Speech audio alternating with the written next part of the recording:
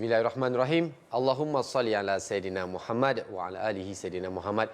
Apa khabar semua ahli syurga, bakal-bakal ahli syurga? Semoga sentiasa berada dalam rahmat Allah, dalam kebahagiaan dan semoga dipermudahkan segala urusan. Dan terima kasih kerana anda terus bersiaran bersama dengan TV Al-Hijrah dalam solat Assalamualaikum pagi ini. Dan kita harapkan semoga agar terbenanya syurga dalam rumah, dalam majlis ilmu kita ini. Mudah-mudahan agar terbenanya rumah kita dalam syurga. InsyaAllah kita doa ramai-ramai, tolong aminkan sama-sama. Semoga kita dapat masuk syurga bersama dengan orang-orang yang kita sayangi dan berjiran dengan Rasulullah sallallahu alaihi wasallam. Dan berbicara tentang Rasulullah SAW ni, saya nak jemput anda semua untuk hari ini kita beri tumpuan, beri fokus kepada insan yang cukup luar biasa, cukup ulung ini. Kita akan berbicara tentang sifat lemah lembut Rasulullah SAW. Dan bersama kita merupakan ikon penyatim Al-Fadhil Ustaz Ahmad Syukri Yusof yang akan berbicara tentang sifat Rasulullah SAW ni. Apa khabar Ustaz? Alhamdulillah sihat. Syukur Alhamdulillah. Ustaz pun cakapnya sebutir-sebutir, sangat lemah lembut. Dan Alhamdulillah kita pun faham bahawasanya Rasulullah SAW ni ada salah satu contoh, bukan salah satu, satu-satunya contoh pencinta tanpa syarat. Dan bila kita tengok kadang geram juga kalau dengar kisah sirah Rasulullah SAW kan. Orang yang nak bunuh baginda pun baginda maafkan, orang yang nak iniaya dia pun dia maafkan. Sifat ini kadang kita kata itu Nabi Ustaz. Bagaimana Ustaz Rasulullah SAW boleh ada sifat yang lemah lembut ni, dan kita sebagai orang yang yakin bahawasanya Rasulullah SAW contoh terbaik perlu mengikuti baginda SAW. Terima kasih. Alhamdulillah wa bihi nasta'in wassalatu wassalamu ala Rasulillah wa ala alihi wa sahbihi ajma'in. Selalu orang sebut itu Nabi, itu Rasulullah. Tapi sebenarnya bila kita sebut begitu, itu Nabi, itu Rasulullah, sebenarnya itulah tanggungjawab yang ada kepada kita untuk mengikuti sunnah Nabi SAW. Seperti mana yang selalu kita baca ayat, laqad kana lakum fi Rasulillah uswatun hasanah. Adalah pada diri Rasulullah itu contoh tauladan yang terbaik.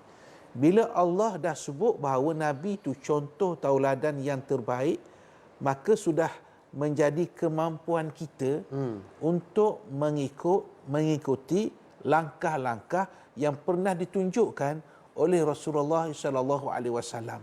Sebab itu bila kita berbicara tentang kenabian, kerasulan, kenapa nabi-nabi, rasul-rasul termasuk nabi kita SAW dibangkitkan dari kalangan manusia, bukan malaikat. Jika kita baca Quran, kita akan tengok banyak sekali ayat Quran menggambarkan bahawa setiap umat tu mereka akan kata begini, kenapa bangkitkan kalangan kami nabi ni seorang manusia, kenapa tidak malaikat? Jadi jawapan yang paling tuntas, kalau malaikat macam mana kamu nak ikut dia? Nak bandingkan dia? Nak bandingkan dengan dia.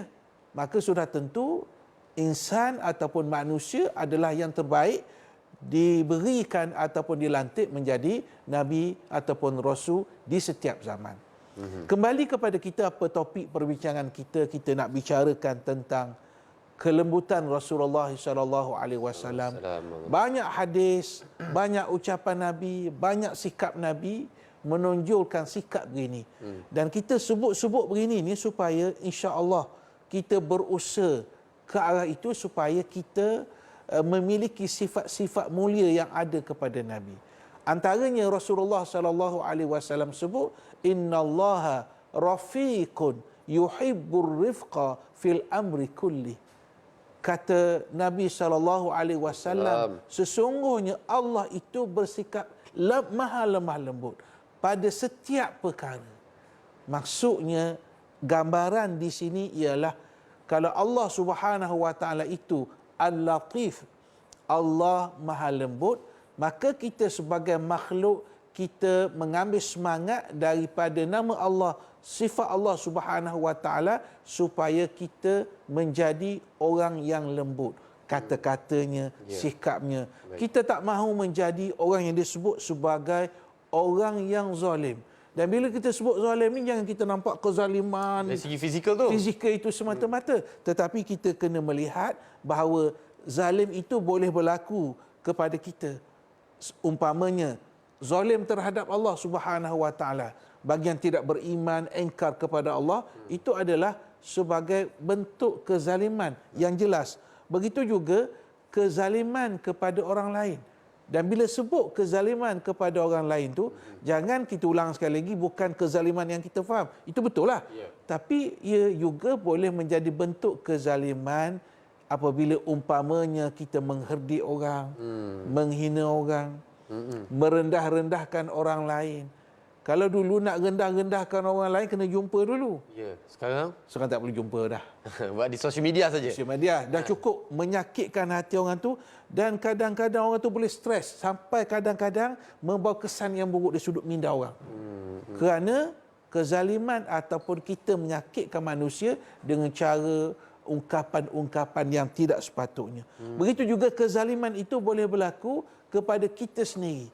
Antaranya kita zalim kepada diri kita apabila kita melakukan maksiat, kita tidak bertaubat kepada Allah Subhanahu Wa Taala, kita tidak memperbaiki diri kita, itu sebenarnya bentuk kezaliman terhadap diri kita sendiri. Masya Allah, cukup luar biasa. Dan kita nak juga merujuk kepada bentuk-bentuk sifat yang lemah lembut ni. Barangkali mungkin Ustaz boleh ambil satu dua kisah lah sirah Rasulullah SAW ni sebagai contoh. Kerana kita nak jadikan contoh tu, kata macam mana tahap sikap lemah lembut Rasulullah ni, macam mana kalau nak digambarkan, apa situasi yang kita boleh jadikan ini sebagai satu contoh? Jika kita mengkaji, kita melihat karakter Nabi ni, sikap yang ada kepada Nabi ni, sifat lemah lembut Nabi ni memang satu sifat yang ada kepada Nabi sebenarnya sebelum bi'tsah lagi. Sebelum dibangkit menjadi Nabi, sebenarnya sifat itu ada. Sebab tu saya ada terbaca sebuah buku yang menggambarkan begini. Kata penulis buku itu, andai kata Nabi itu, Rasulullah itu tidak diangkat menjadi Nabi, tak berlaku pun andai kata. Faham. Sebenarnya dia hampir-hampir sifatnya itu, perangainya itu seorang Nabi. Kerana baginda mempunyai karakter yang luar biasa. Adapun bila dibangkit, itu suatu yang luar biasa, satu apa yang Allah Subhanahu Wa Taala anugerahkan kepada Nabi kita sallallahu alaihi wasallam. Antara contoh-contoh yang boleh kita lihat dalam kehidupan baginda ini, sebab Nabi ini dikelilingi oleh waktu jahiliah, betul. Tapi setelah Nabi sampaikan Islam ni, orang Islam sendiri ni dia perangai yang berbeza-beza.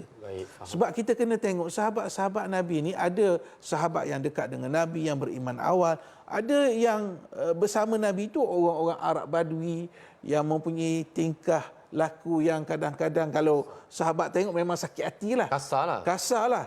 Tapi sebenarnya dilihat ataupun diperhatikan oleh Nabi ini dengan kasih sayang, dengan lemah lembut.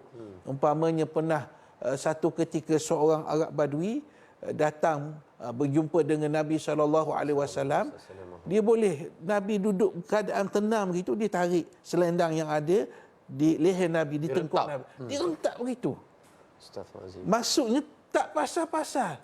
Dia rentak begitu sampai ada garisan di leher mulia yang milik Nabi SAW. Dia untuk apa? Rupanya dia kata, wahai Muhammad, bagilah sebahagian harta yang Allah berikan pada kamu tu, berilah pada aku. Oh, senang nak minta harta je. Tapi kenapa rentak kalau kita lah. Tapi itu perangainya, PA-nya begitu. Apa reaksi Nabi? Kalau kita, reaksi kita lain lah kan. Kita tak cerita reaksi kita.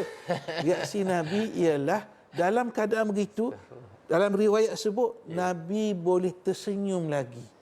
Sebab apa? Nabi tahu perangai dia memang macam tu. Lalu Nabi SAW mengarahkan kepada sahabat supaya memberi harta yang dikehendaki oleh orang Badui yang meminta kepada Nabi SAW. Tapi dalam keadaan begitu, ianya memberi contoh kepada orang Badui. Orang Badui faham bahawa sikap Nabi ini sangat luar biasa. Sangat luar biasa. Diberi layanan sebegitu, kemudian minta sesuatu. Tetapi balasan daripada Nabi ialah Nabi berusaha untuk memberi sesuatu yang diminta. Begitu juga contoh yang sangat masyhur yang selalu kita baca. Kisah orang Badui yang kencing dalam masjid. Itu perbuatan luar biasa. Biadab lah kiranya. Biadab lah. Rumah Allah Subhanahu Wa Taala. Tapi Hebatnya Nabi ini ketika sahabat-sahabat nak bertindak, Nabi kata tinggalkan dia. Tinggalkan dia seketika. Kemudian Nabi memberi arahan supaya ambil, kita kata, baldi air dan simbah di tempat berlakunya peristiwa tersebut. Tiada marah, tiada maki, tiada kata-kata nasihat terus pada ketika itu. Cuma Nabi beritahu selepas itu bahawa tempat ini hanya sesuai untuk solat, maka harus dijaga kesuciannya. Nabi tak herdik, Nabi tak maki, Baik. Nabi tak malukan lelaki itu di hadapan para sahabat. Sebab perbuatan kesalahan itu kesalahan yang besar. Baik. Tapi lelaki itu tidak diaibkan di hadapan sahabat-sahabat yang lain. Allah Akbar. Itulah mulianya sifat Rasulullah SAW. Itu sebagai contoh yang terbaik. Subhanallah, saya pernah dengar daripada perkongsian daripada daripada Prof Muhaya. Beliau berkongsi, saya pernah dengar beliau berkata, kalau orang berbuat jahat kepada kita dan kita balas jahat kepada dia, itu adalah satu bentuk dendam. Tapi kalau kata kita buat jahat kepada orang yang buat baik pada kita, itu adalah satu kezaliman. Buat baik pada orang, buat baik pada kita, itu adalah lumrah. Tapi kalau buat baik kepada orang, buat jahat kepada kita, itu adalah sunnah Rasulullah SAW. Itu yang kita belajar sama-sama. Mungkin anda boleh catat sana dalam komen, ruangan komen di Facebook kita. Kita ucapkan jutaan terima kasih kepada rakan-rakan seperti Syam, seperti Hawa Idris, Zalilah, Rama, Haji Sani, Zainun, Farida Ahmad. Terima kasih anda beri komen dan sebagainya. InsyaAllah berehat seketika. Ada banyak lagi kita nak pelajari daripada kisah-kisah dan sikap lemah lembut Rasulullah SAW terhadap apa jua keadaan. Kita berehat seketika.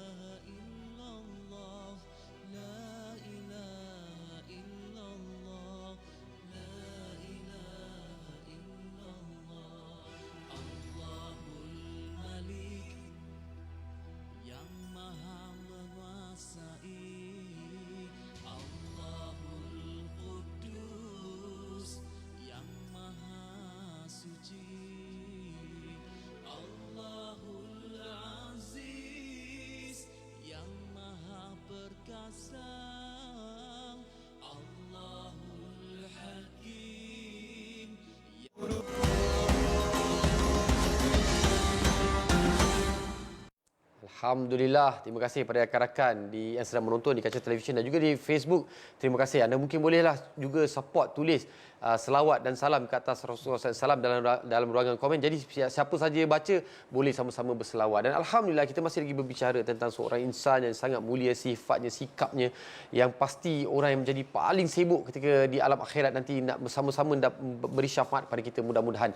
Ustaz, kita ni sebenarnya, kalau macam saya pun, kalau orang tanya saya takkan kacau orang, takkan ganggu orang, takkan ganggu sesiapa saja kalau selagi mana orang tu tak kacau dan ganggu saya. Sebab kita ni secara fitrahnya kita suka pada kebaikan, tapi yang membuatkan kita rasa nak membalas balik tu, nak blok orang, nak kata orang, nak kecam orang bila orang ganggu kita. Betul. Macam mana Ustaz kita nak pelajari daripada sikap Rasulullah SAW yang sifatnya lemah lembutnya. Kita tahu orang tadi contoh-contoh Ustaz kongsikan itu dikasari, dibuat sedemikian rupa. Kita nak jadikan ianya satu kehidupan yang boleh kita amalkan hari ini.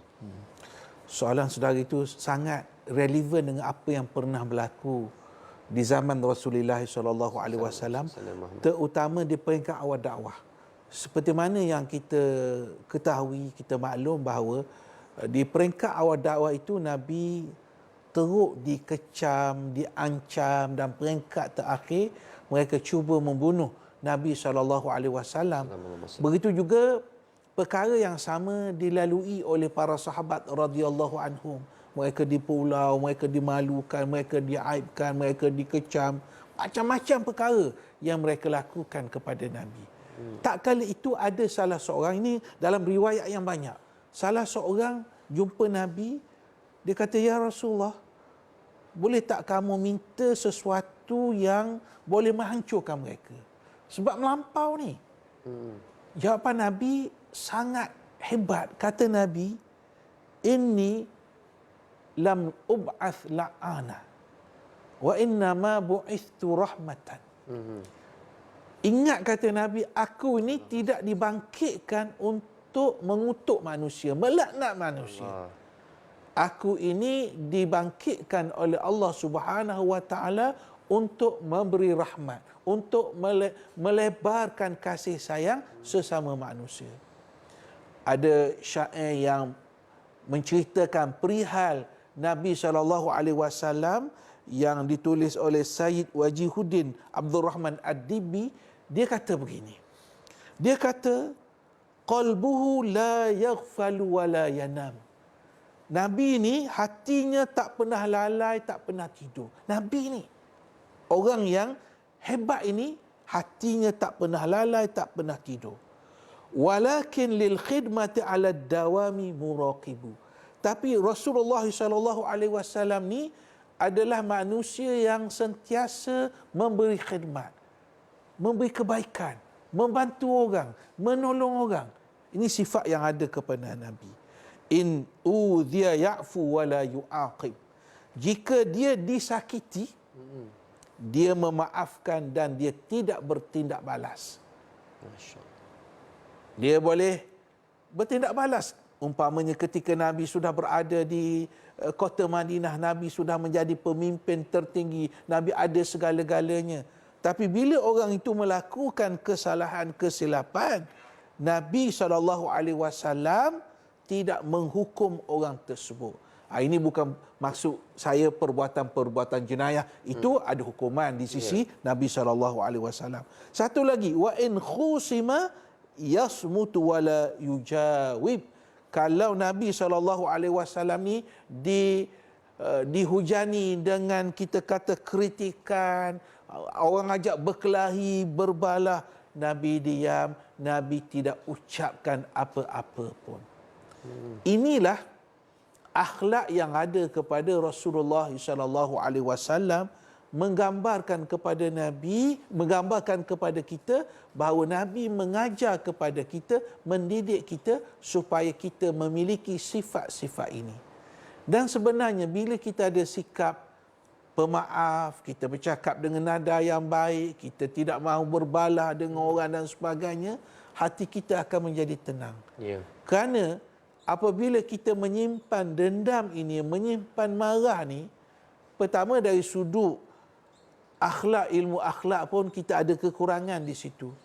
Yang kedua, dari sudut kesihatan kita pun tak baik. Bila kita menyimpan perkara-perkara yang tak baik, dendam dan sebagainya. Justru itu, bila Rasulullah SAW tunjukkan kepada kita sikap pemaaf, memberi kata-kata yang baik, sebenarnya ia akan mengajak kepada kita, membimbing kita ke arah kebahagiaan hidup di dunia ni lagi, sebelum insya-Allah kita dapat kebahagiaan yang berkekalan di akhirat nanti. InsyaAllah, mudah-mudahan. Itu dia, sebenarnya itulah penawar hati kepada sikap dendam, kepada anxiety, cemas dan sebagainya. Dan itu sikap Rasulullah SAW pada orang yang menzalimi. Bayangkanlah kepada orang-orang yang dikasihi. Allahu Akbar. Apatah lagi dengan anak-anak yatim. Betul. Kan sangat-sangat Rasulullah sallallahu alaihi wasallam sangat menyayangi anak-anak yatim. Dan bila berbicara tentang anak yatim, kita faham yatim adalah antara pejuang pendidikan dan kebajikan anak yatim. Mungkin Ustaz boleh kongsikan apakah antara yang sedang dilaksanakan oleh yatim. Kita nak seru pada orang ramai supaya kita tidak terlepas pandang pada orang-orang yang Rasulullah SAW sayang sangat. Kita bila berbicara tentang topik kelembutan Rasulullah ni, satu perkara juga hati kita nak lembut ni, antaranya ialah kita melakukan ihsan, kita berbuat ihsan kepada anak-anak yatim. Dan bila kita buat ihsan kepada anak yatim ni, bentuk ni pelbagai. Antara bentuk yang kita nampak, kalau kita nak bantu anak-anak yatim ni, antara cara untuk keluarkan mereka daripada kepompong kemiskinan, kesusahan, kita nak suruh mereka berdikari. Saya fikir antara jalan yang paling dekat ialah melalui jalan pendidikan. Dan inilah yang dibuat oleh peyatim dengan kita ingin membina apa yang kita sebut sebagai APIA, Akademi Pengajian Islam Anak-anak Yatim ASEAN di Dungun. Di mana tempat ini insya-Allah akan menjadi rujukan kepada anak-anak yatim di seluruh negara ASEAN. Maknanya akan menjadi pusat penyatuan anak-anak yatim. Mereka belajar di situ, mereka menuntut ilmu di situ, mereka belajar adab di situ. Dan insya-Allah kita akan jadikan masjid yang berada di dalamnya adalah sebagai pusat latihan, pusat tarbiyah kepada mereka. Dan usaha ini bukan usaha yang kecil, dan sudah tentu kami di peyatim kami tidak boleh melakukan bersendirian.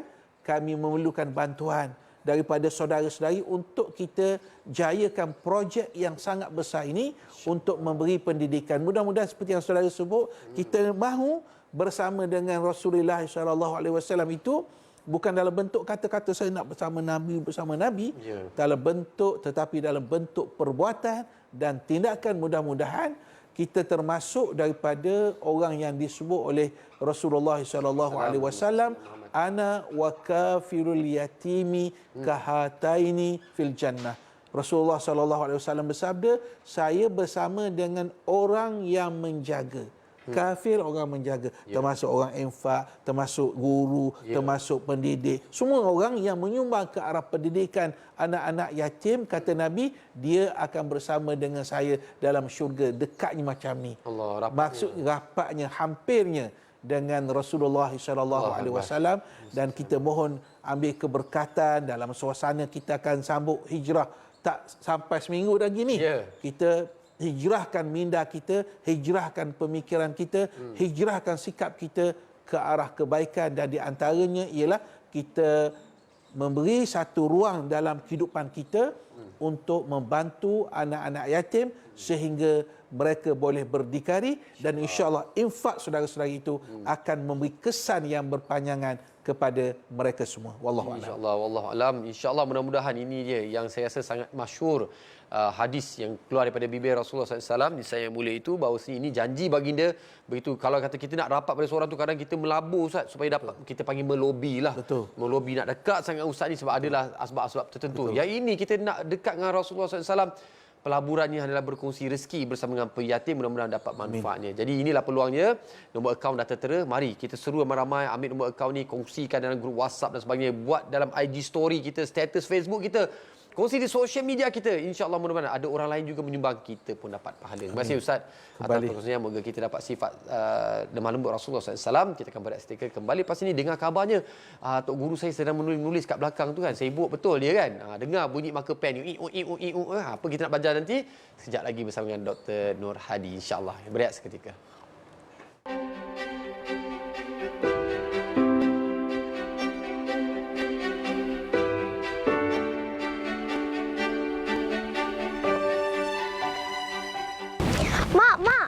Aisyah dapat nombor 1, Mak. Betul cakap Mak. Walaupun kita miskin, tapi kalau kita berusaha bersungguh-sungguh, mesti berjaya. Allah sentiasa bersama dengan orang yang sabar, kan, Mak?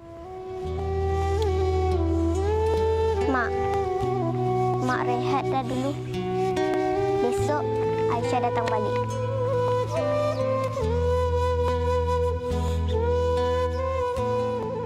Berilah sedikit senyuman di wajah wajah mereka dengan berinfak ke Persatuan Kebajikan Anak Yatim Malaysia.